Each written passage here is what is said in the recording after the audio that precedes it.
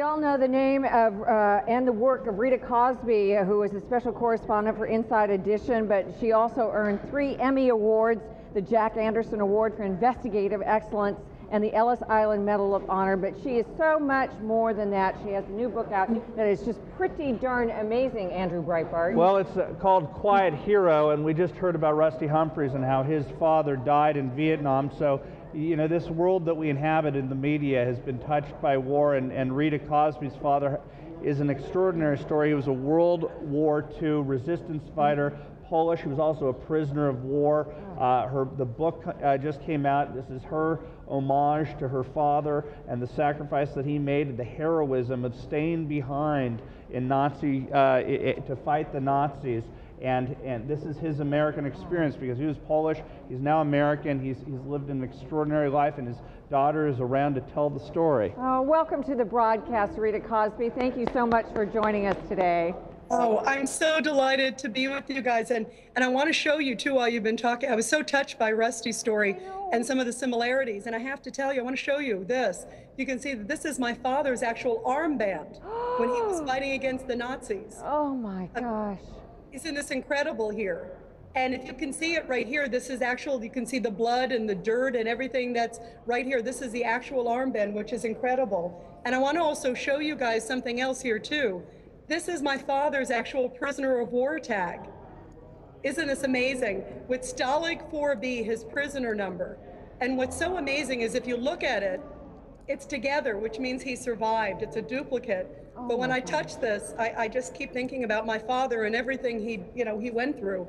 And I have just been, as you guys just said, on the most extraordinary journey of my life. You know, I just found a suitcase about 1.5 years ago, and inside I found these items. I found a card that had code names on it, and I found a card of an ex-POW named Ryszard Kozabutsky. And I reached out to my dad, who I had been estranged from.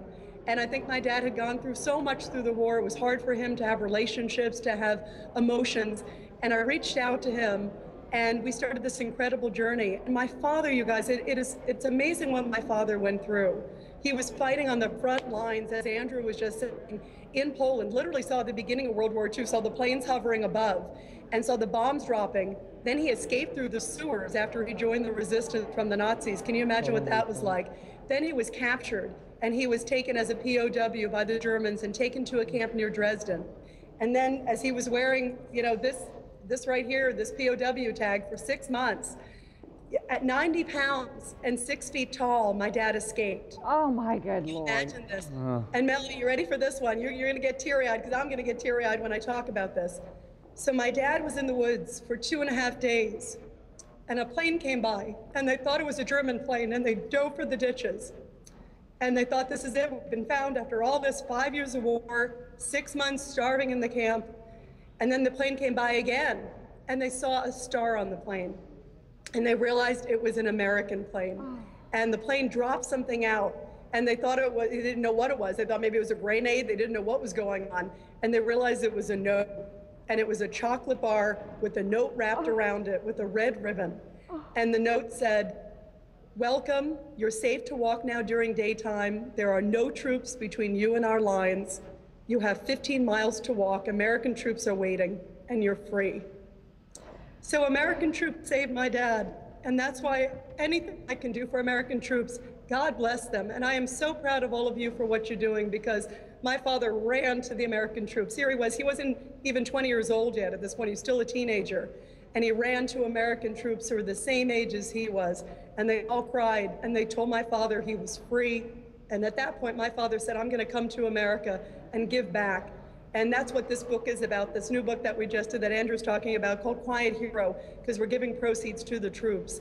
And when you guys asked me to come on, I am so honored to be a part of this and so thrilled at what you're doing. And I hope everybody watching gives and gives back and realizes that we have the best military in the world, because they saved my dad. I don't want to ever hear again that our troops aren't exceptional and that this country and our United States military aren't the best and kindest and most dedicated and loyal people in the world. I don't want to hear it. I do not want to ever hear that kind of crap again. Yeah, but what is so important about Rita writing this book is that over the last 50 years, you can call it nihilism, you can call it cultural Marxism, the left has instituted the anti-hero as the hero, and the hero is somehow not regarded. The movies that they make about war, they try to find the person who's angry, who's smoking pot, who's losing his mind. I said these are the stories that reinforce the American narrative, and that freedom is worth fighting for. I have to ask you this, Rita. You said that you were estranged from your father, and now, since you've written this book, have you had a rapprochement? Oh, absolutely. And I've learned that, how could it not affect somebody to go through what my father went through? I mean, my father was literally fighting for his homeland. I mean, the Nazis were, fighting right in his front yard. When he escaped through the sewers, you guys, he was escaping about 1,000 yards, not even that from his house. I mean, he was fighting for freedom. And the most amazing thing I've learned about my dad, my father could have been snuck out of the country. And at the age of 15, my dad said, no, I am staying and fighting. And he gave this great line, I said it in the book, he said, I would rather die with friends than live with strangers. I am staying and fighting for freedom. And I see that great moral spirit so much in our American troops. I've had the honor and privilege of going with them over to Afghanistan and covering them in all different parts of the world. And when you see, I think what my lesson from my book is too, is that it's important that we take care of our troops, and it's important we take care of their families and let them know that they're loved. And I'll tell you another interesting story about packages too. When my father was in the prisoner of war camp, he said the best days of his life were when the Red Cross packages came.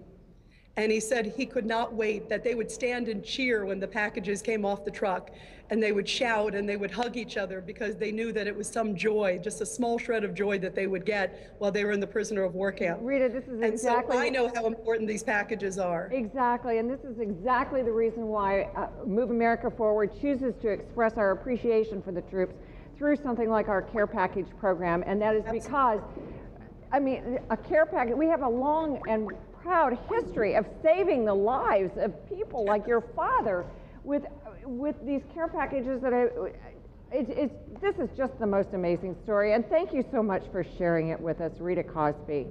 Oh, it's an honor, and I hope everybody who's watching, you donate, you do whatever you can. We have the absolute most amazing military in the world. They saved my father, and they have saved so many people, and these are the best and the bravest, and anything we could do to bring some joy to them and bring a package to them, it is the least we can do. I'm so honored to be a part, and I hope everybody gives from their heart, because there's no greater cause.